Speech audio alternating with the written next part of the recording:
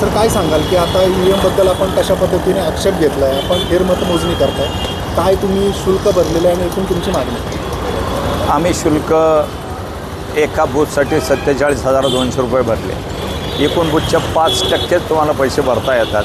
खरं म्हणजे EVM ही पद्धत बंद झाली पाहिजे। या देशाचे पंतप्रधान आदरणीय मोदी साहेब यांनी कधी काळी मागणी केली होती की बॅलेट पेपरवरतीच मतदान घेण्यात यावं आणि मग त्याच मागणीचा आम्ही आज पुनर्विचार करतो की त्या ठिकाणी बॅलेट पेपरवरतीच मतदान या महाराष्ट्रात घेण्यात यावे।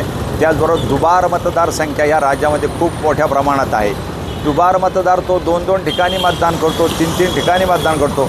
माझ्याच मतदारसंघातला विषय घेतला तर कमीत कमी 35,000हून जास्त दुबार मतदार आहे। हे तपासलं तरी आजसुद्धा लक्षात येईल।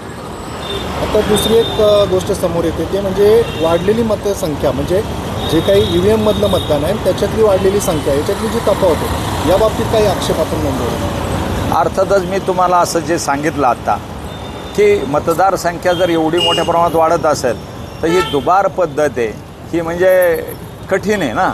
तो शाई पुसतो आणि दुसरीकडे पण मतदान करतो। तुम्ही नावं तपासली तरी तुम्हाला आज सरकारकडे ॲप आहे, ॲपमध्ये टाकलं की तो माणूस किती ठिकाणी त्याचं नाव हे लगेच लक्षात येते।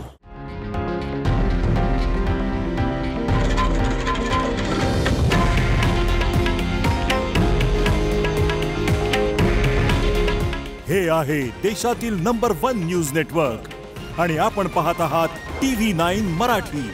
काळजी तुमची, हित महाराष्ट्राचं।